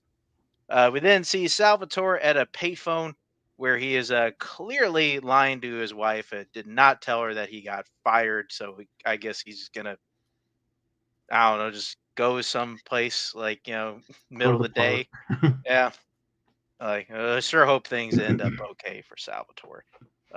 Then Don then fakes a Connie phone call and says, "Oh, I gotta go into the shop," and then yeah, he ends up just going over to Suzanne's house and then tells her about like wanting to be with her, and they ended up having sex. Yeah, like I mean, Don then makes this is Don's most ill-advised affair by far up into the show, like banging his kid's teacher, like who lives like a couple blocks away. Like, what are you thinking, Don? Like, whatever. That's the end of a wee small hours. He was thinking about getting his mojo back. He had a bad day at the office. Yeah, I think it was a great episode. Yeah, it was a good episode. All the stuff with Sal was very interesting. The Hilton storyline has been interesting these past few episodes. It's definitely interesting seeing Don kind of off his element. As of 2025, there is still no Hilton on the moon, so he's probably rolling in his grave. The moon. You promised me the moon, just so I don't agree to everything you say. Like, that was great. I like when Don gets put in his place a little bit. Yeah, he's flying a little too close to the sun with his latest affair. Like, that's dangerous as fuck. She never goes to Manhattan, so like when he fools around in Manhattan, he kind of can get away with it. You're going down the street, you're leaving the house early, like, Takes one tail, one follow behind you to find out where you're going and going to be losing it. One neighbor reporting it. It's a bad situation all around. This got me thinking. Oh, what do you say? No, go ahead. This got me thinking about all of Don's affairs. And I think this is probably like his second most ill-advised one. I think this is probably like his second worst one. Just in terms of like how like it could kind of fuck up his life. This one is probably like one of the really bad ones. There's only one that I think is ultimately worse. So like I'm curious. Like, it hasn't happened yet? It hasn't happened yet. No, it has not. Well, I think the one that would be is like him doing something inside the office. Like I think that would just be detrimental. Like that's the one thing he really doesn't do is fraternize at the work. He fraternizes with people that come to work, but not like coworkers. So he just gets them to bail him out of jail. Although you did mention the moon, I am kind of wondering in Ad Astra, was there a Hilton on the moon? That's a good question. I don't remember. Yeah. Okay. So I think it is now my turn. We are going into the Sopranos. I'm sorry, switching colors. Second opinion. So episode basically starts with Junior under the knife. Yeah, we'll give you a cure to cancer if you rat out your nephew. A cure for my nephew? Fine, you can have. But man, I'll tell you, the one thing I don't like about The Sopranos, it's one of my biggest pet peeves, is man, their dreams and shit just drive me up a fucking wall. The only time I think it actually worked was the Big Pussy episode. The rest of them, whenever they have the dreams, stuff, I was like, well. So they end up having surgery with him. The doc comes out. By the way, I've never seen a doctor sit down and like, let's have a conversation. And just, by the way, everything went fine. No problems whatsoever. Jesus Christ. Like, did he die? Nope. Still alive. I was like, oh, did he actually go to heaven? Then we see Christopher and Walnuts and the thing. And they're like, you wearing a wire? Blah, blah, blah. Strip down. So they make him strip, basically. Get your fucking mind. We've never had to do this for wise, like, made men before, but with Big Pussy and stuff, now they're basically searching more. And Walnuts is just, I think, having too much fun busting Christopher's balls. Like, he is having too much fun with it. Is that what the multiplex meetings are like? Oh, yeah. Behind the scenes? Fucking strip down. Let me see if you're wearing a wire. They're having Sunday dinner, blah, blah, blah. Carmela's mom's like, you should have been with somebody else. Like, your life could have been better. This guy was ready to make you. And they kind of have the situation, which makes Carmela upset. I don't know when this episode came out. I was going to look it up, but I didn't. Nothing dates an episode like a Billy the Bat, like a big mouth bass singing in the thing. I don't know who didn't have one of those, like, which kind of gives Tony like a flashback to it of like Big Pussy, like speaking of it. As soon as I saw it, I was like, that was a camera in that motherfucker. Like, I thought, looking back on it, they were all hooked up with cameras because they just FBI's got another wire in. That's what I'm thinking. He takes that thing and goes to the security guard, beats the shit out of him with it. He's like, I fucking pay you actual money. Carmela sits down with Dr. Jennifer. Jennifer does what Jennifer does and just stares at her basically and goes, this is the silent treatment. Do you think I am giving you the silent treatment? Like, so she'd just drive me nuts if she was my actual therapist. But she basically recommends that she sees somebody else, like, with that, now that she's her therapist, like she's Tony's therapist, so that she doesn't feel like there's a favoritism on that side. Junior gets met and talked that they didn't get all the cancer, so they have to go through another thing. What's his name? Bakla? Is it Bakla? Baklava. He sits there and is like, when can he eat?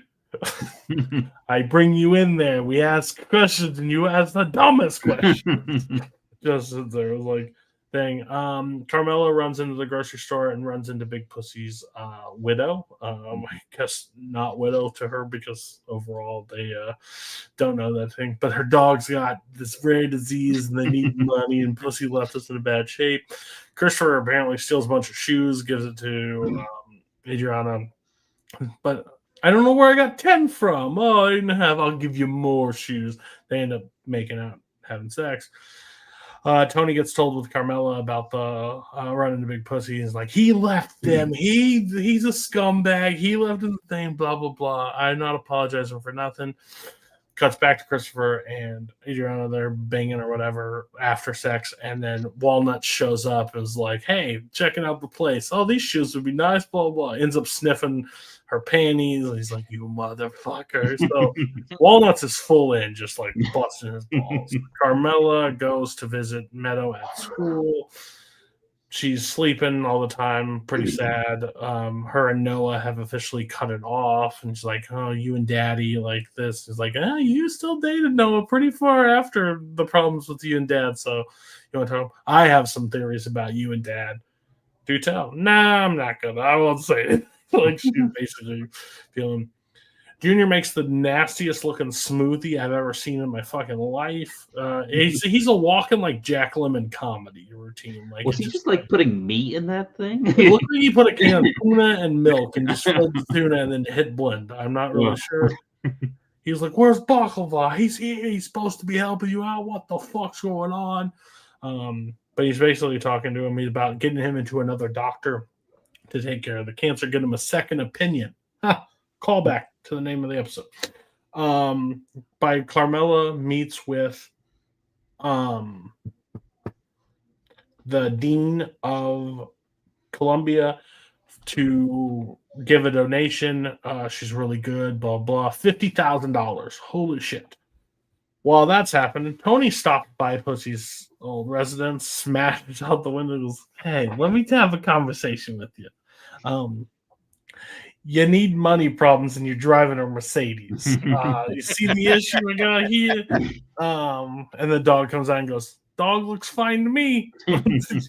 You talk, the money I give you, the money I talk to you, you talk to me. You don't talk to Camilla. You talk about fucking recipes or shit. Don't talk to her about money.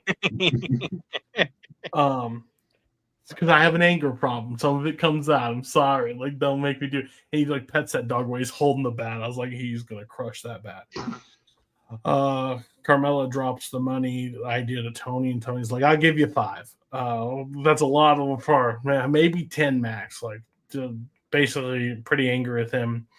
They meet at the doctor's to like give a second opinion. Junior's not having really doesn't love the second opinion. So he's going to go back to the old doctor. Carmela's sitting out there. They're still talking about the money. She ends up throwing the phone. AJ comes home and he's like, you know how many widows you have on the fucking payroll? That's my business. Don't worry about it. AJ comes home and they've been apart for however long. Christopher rats to Tony about walnuts, about stuff in the panties and blah, blah, blah. So he's just busting your balls. You're fine. So Junior starts chemo. Tony talks to Walnuts about not doing it. Junior's throwing out from the chemo, having a bad reaction, but not getting a phone call back from the doctor. He's basically talked to him. Walnuts gets Christopher in the car and says, hey, when I bust your balls, that's between me and you. You get the big guy involved again. You tell him something, you're going to have a problem with me. So basically lays down the law about him. Then Tony and Furio show up at the golf course, giving the doctor a new driver while they walk him into basically the water. Says, Junior Soprano, make sure it's a priority, blah, blah. He pulls out the little thing to, hey, put this thing, knocks it in the water. Just remember. And they end up leaving him. Carmela meets with her therapist, talks basically mob connections. The guy's like, get the hell out of house. Take the kids. Don't go back. Leave while you can.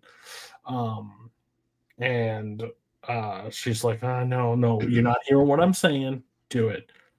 The doctor calls Junior. Junior goes into there. Carmela's laying on the couch, pretty upset, and Tony's like, "You depressed? You sad? Like, what's going on?" Like, thing. By the way, I told him $50,000. I told you 10, and I said 50,000. So $50,000. That's how it is, and that's second opinion. Do something nice for me. What'd you guys think? I'll be right back. But this was definitely like one of the most filler episodes that ever filled. But I mean, it still had some nice character moments and stuff to it, I thought. I mean, the whole doctor thing, just like Tony tries to convince, just because I guess Tony doesn't like this doctor. He's like, "Hey, why don't you just go like to this doctor?" And he tells him like the same shit, and then he like like now the original doctor doesn't want to do the surgery. He's like, "Well, I don't want this guy looking over my fucking shoulder," and ends up fucking his guy. And then we get just maybe like some of just the best Furio moments, just like topped in on nothing. So yeah, my associate, he doesn't like golf. It's a stupid fucking game. Because the guy, you got to be on your head, just like that trade definitely makes that the Italy episode worth it all.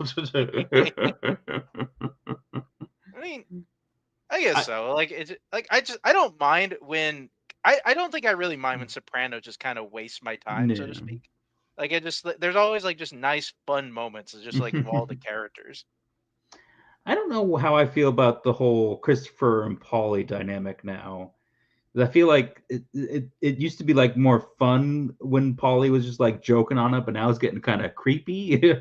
I don't know if they're trying to make me like Christopher more, because that's not going to work. But oh, he'll get redeemed. Don't worry. I mean, I didn't say shit about Christopher. There's no redeeming that guy. No, I'm with you. That does feel a little out of place, personally. And they almost treat Junior like he's a comedy relief, which is weird. Because I understand he's not made for this life, but it's also like, why don't we just kill him off then? Because he's just there for gags at this point, and I just don't like. I don't need him in the thing blending and throwing up like him and Bakula. Like, oh, it's coming again. He has to run. Like, it's just like I'm waiting for like fucking soundtrack music. Like, I don't know like what's going on, but I'm not a fan. I mean, he's just there so eventually someone can come up to him and be like, "Hey, we should get rid of Tony." He's like, "Oh, okay. Well, we'll see. Maybe you can pull it off this time." I would like Walnuts to like take part of a crew and like deal with that crew and have those moments, but I don't need Christopher to be the person. If that makes sense. Like if he's running a section of a crew and they're like idiots and he's got to bust their balls and stuff, that's fun. But like, I don't need Christopher and. Yes, Christopher's supposed to be like a made guy now, and he's getting his balls busted more. Yeah, than he which was is before. weird. Why didn't he? He literally shot a guy's foot in the beginning, like didn't have any like real repercussions, and now he's like stripping down, talking about a small dick. Like, what are we doing? I guess you could call that a dick. All right. Have you heard? He's risen. Sopranos, he's risen. Basically,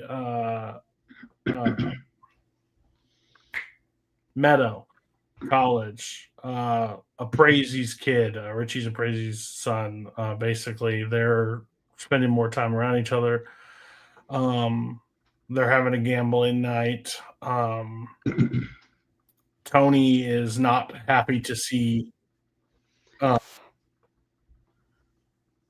Ralphie. Okay, you're. I think your sound went out or something.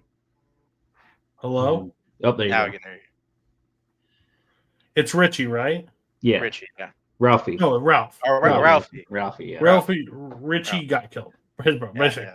Richie's dead. They maybe could have done different names for back-to-back people, but fuck, right? Yeah. Basically, Tony's not happy to see him. He's still not over the fact. Doesn't want him to do anything with him.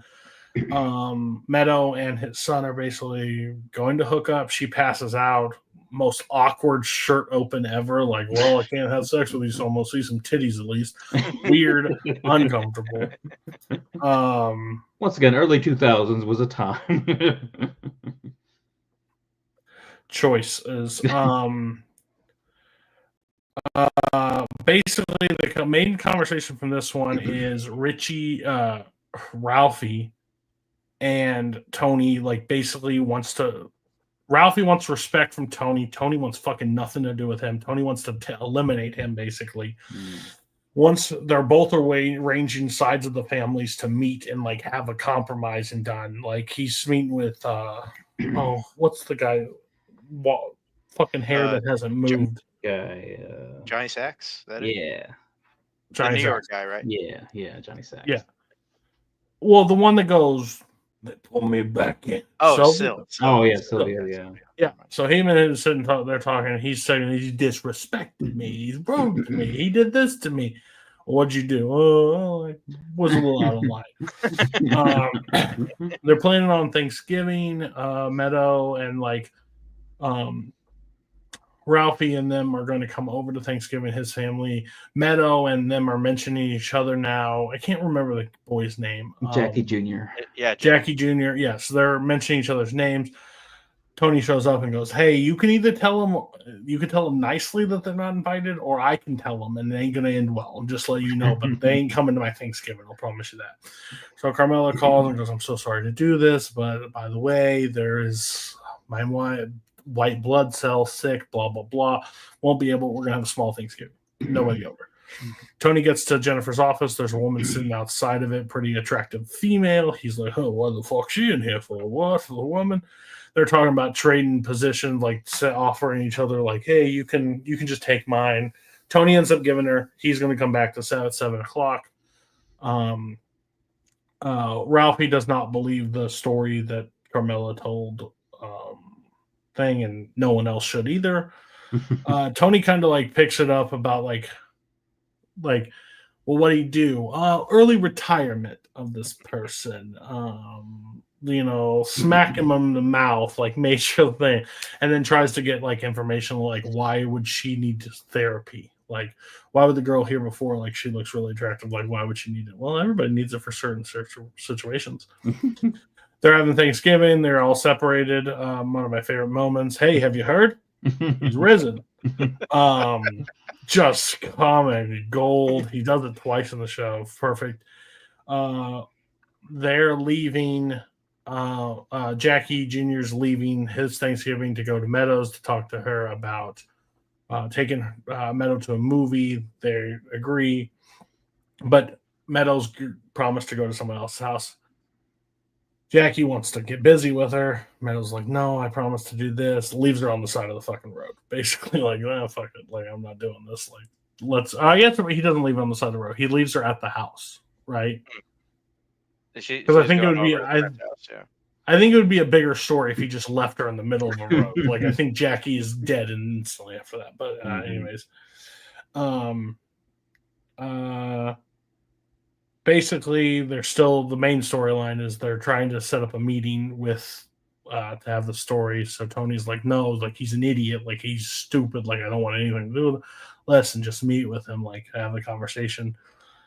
But I think it's overall like a setup, right? Like, it's not a setup, but it feels like a setup. Like, well, Ralphie thinks that they're gonna come. He's gonna come and apologize, and then Tony's gonna be like, "Oh yeah, good job. Now here, I'm gonna give you a promotion and stuff." But it doesn't quite go that way. Yeah, it's basically to setting Ralphie's demise is imminent.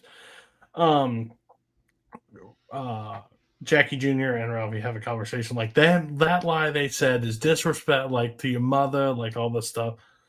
Peter Bogdanovich and Jennifer have a whole conversation about the situation, about passing her off, like Carmela, to another therapist, like what's going on with that. And like she's like, "I sit there and hear him whine and complain and bitch and moan. I got raped," like all this stuff. Like, she has a valid point. She's like, "Oh, I don't give a fuck that this shit happened."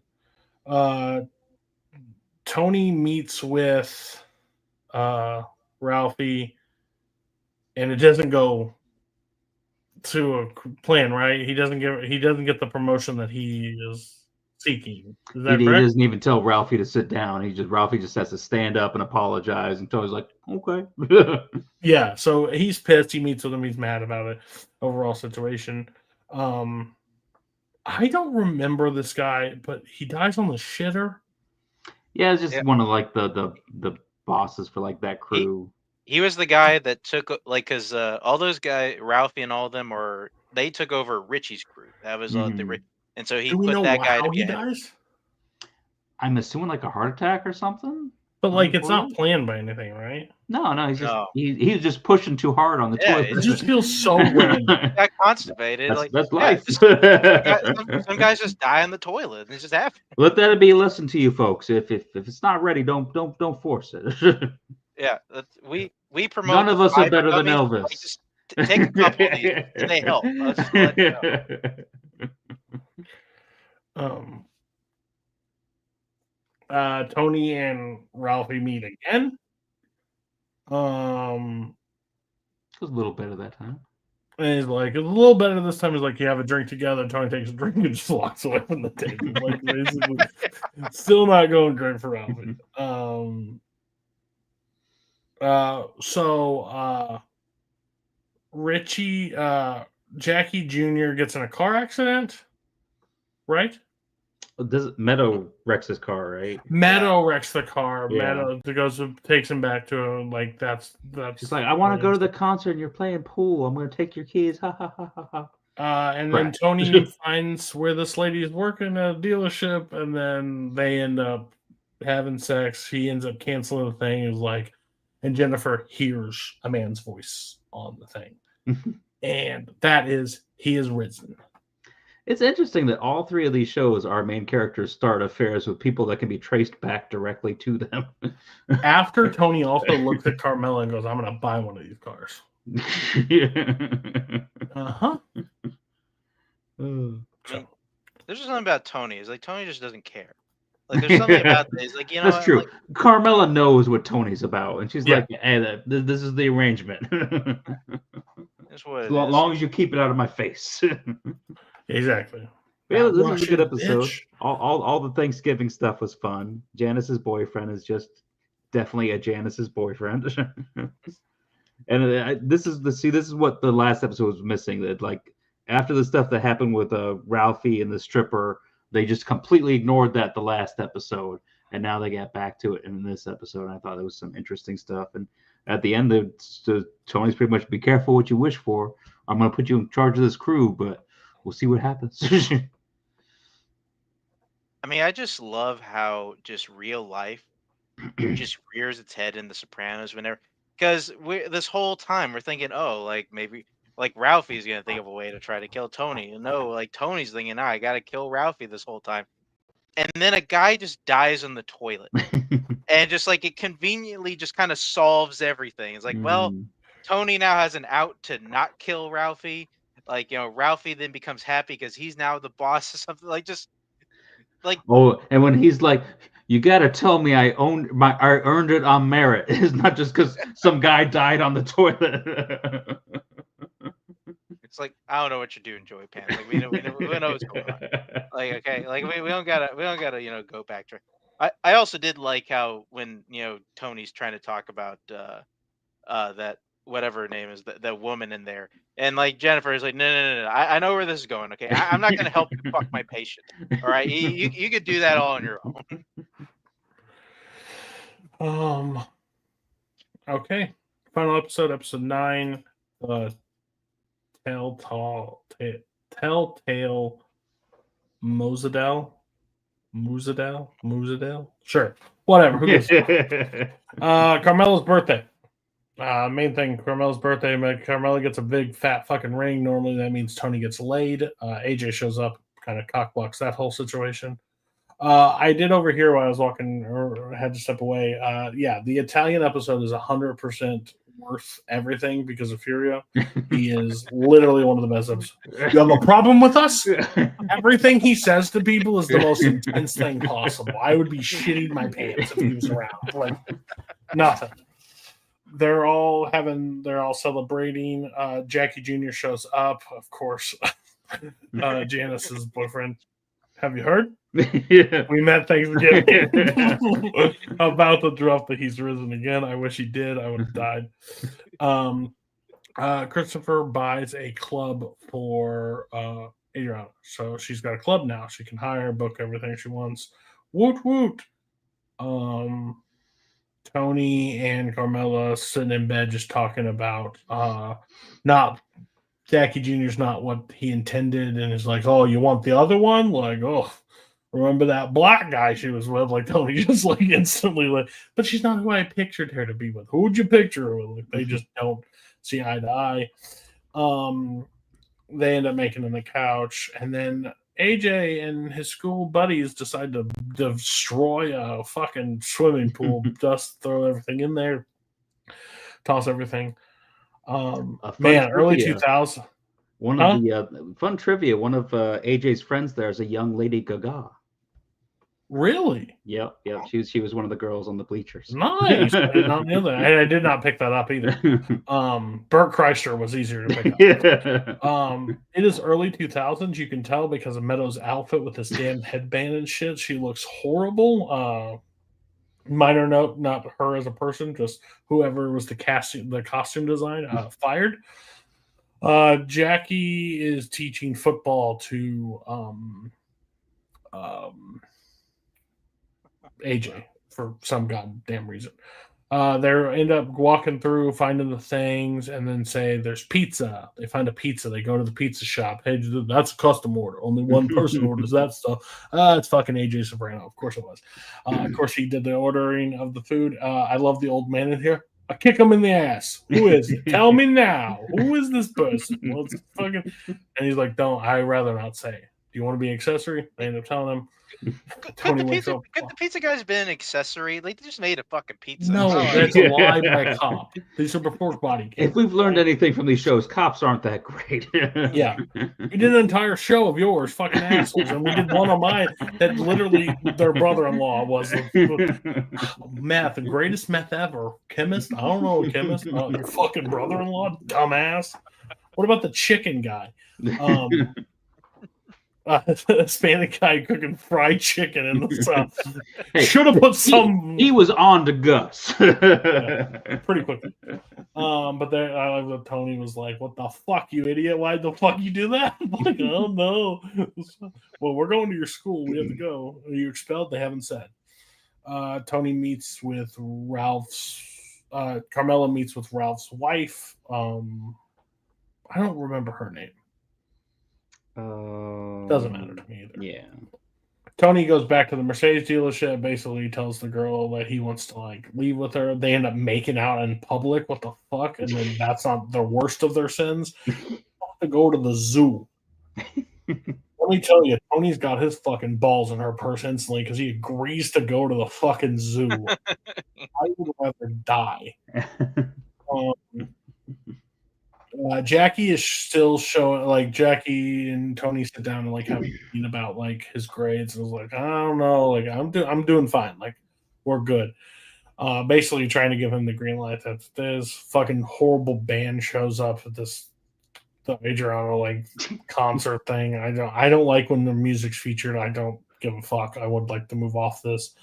I'm sure that's not going to be a thing for the rest of the season.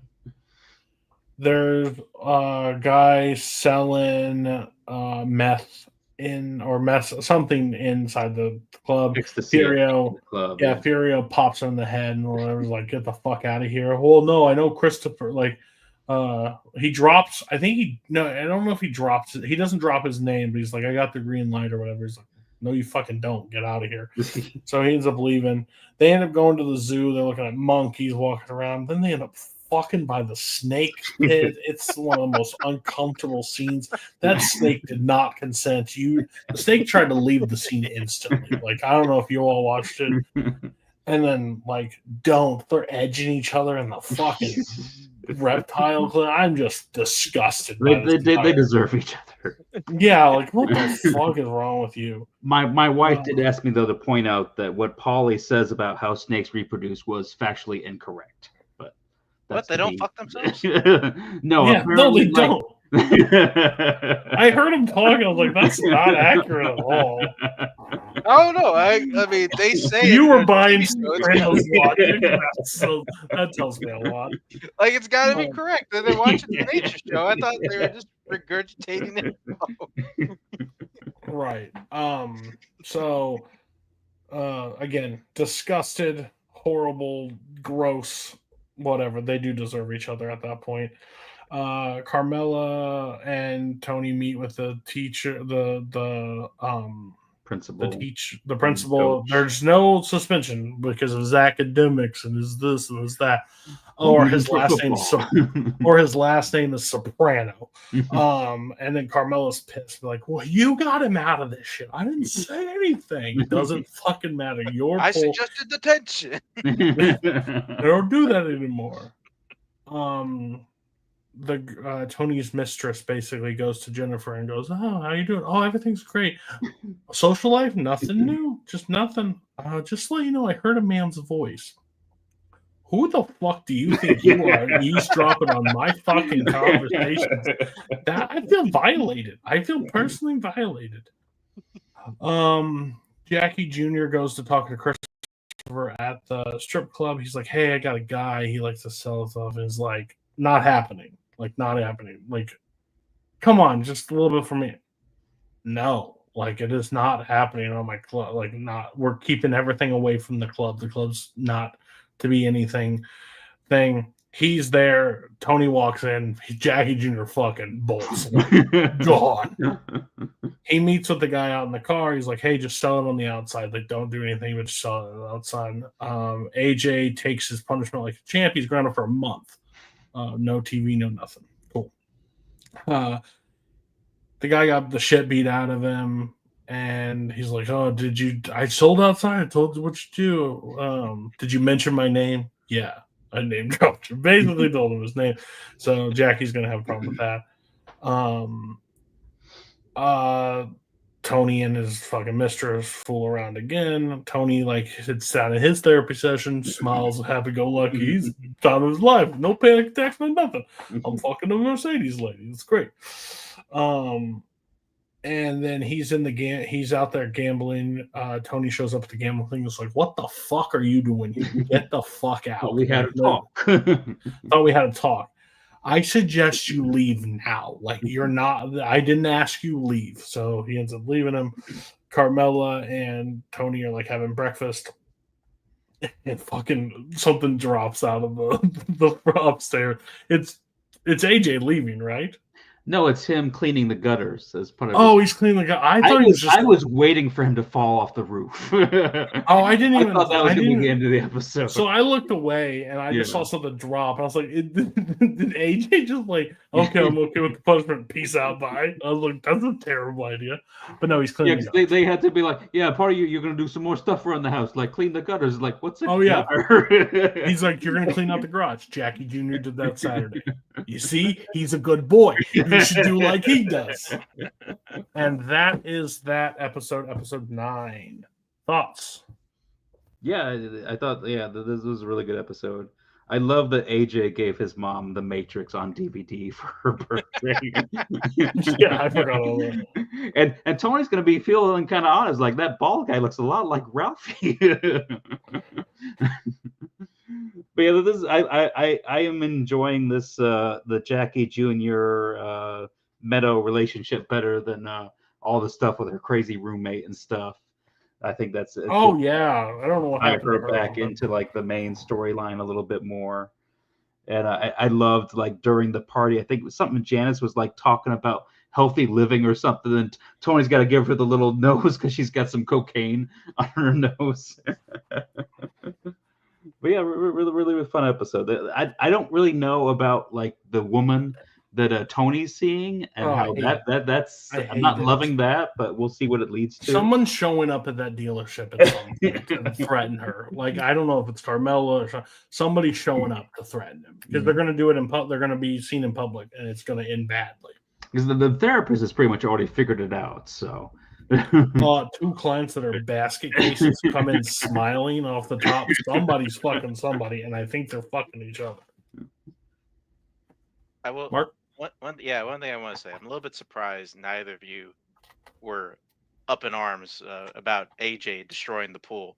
Like, I mean, you guys were like inconsolable. You're not a father. You're inconsolable when like Meadow and her friend like destroyed that kitchen.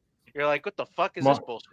Like, I thought that's the house. This is a school. That's completely different thing. Not our circus, not our monkey. Not our circus, not our monkey. We don't have to clean up. See, if I go downstairs and I see that kitchen that way, that house is going to be flipped upside down. If they turn that to Tony's swimming pool, death.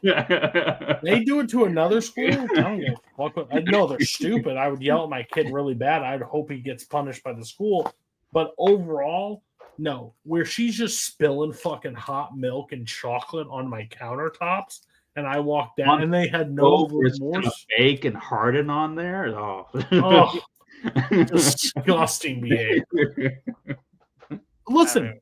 Hey, Mark, I just want audience. I want somebody to clip this. I want this to be circulated. Me and Matt are upset about a dirty kitchen. Mark is clearly not upset that Pete raped a woman and that Don keeps cheating on all his wives, and he sees the good in him. So just hold that on the record. He doesn't understand our frustration, but he's telling us, Pete, just wait. Maybe Pete is going to clean a kitchen or something in a later season. Bad guy of the week. I think we got a few nominees, actually. I'm going with Acevedo's wife. I think that's probably the winner. Yeah, but who else was there? He is still alive. The other solution would be death. I mean, Pete is usually honorary bad guy of the week, so we don't need to give it to him. So I think he did. No, I'm still. I feel like we've gotten into Pete enough already, and he can pretty much get it. A woman that he had no intention. She had no intention of meeting. Decided to use his good deed to fuck her after she point blank said, "I have a boyfriend. I can't." And he shows up and is like, I need to see you in it. And as soon as she agrees to show him in it, which is creepy enough, I want you. And then sends her bawling.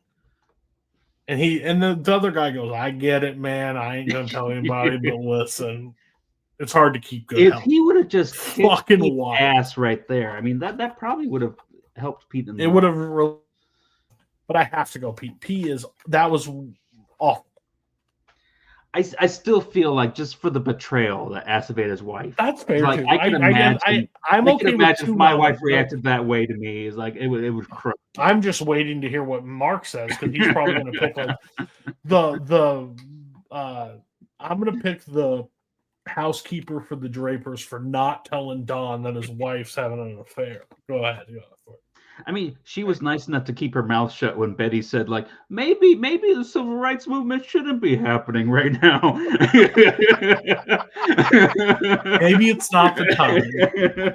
Wild. Betty, I'm normally Team Betty. That was wild. Just stare her right in the face and say, I have a dream can come later. You know what I mean? Like, have you tried the 70s? Let's wait for the 70s. Yeah, I don't know. I like. You can say Jackie Jr. is corrupting Meadow. Jackie Jr. is not bad. Like, I don't know. We're gonna sit here right now. This man is not gonna put Don and put Pete as bad guy of the week. Acevedo's wife is sitting right there. Who are you picking? I'll just go with Acevedo's wife. So, like, you gave him the scumbag. Okay, that was the episodes. Next week we are on 2 for the Sopranos, 2 for Mad Men, 3 for the Shield because Shield had to extend. Yeah. So we will be on 10 and 11 for me, right? Yes.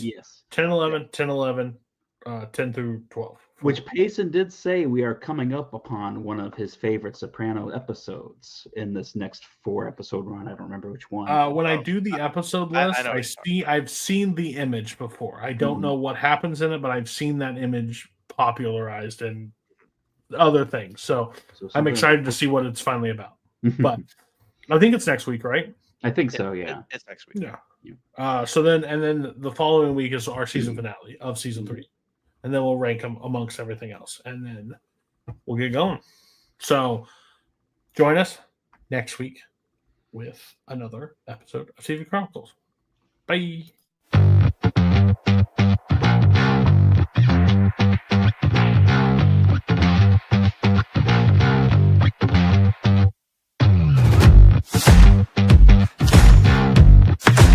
Let's take it a little slower. Wake up, I'm a different kind of cop. I don't wanna do your dirty work no more.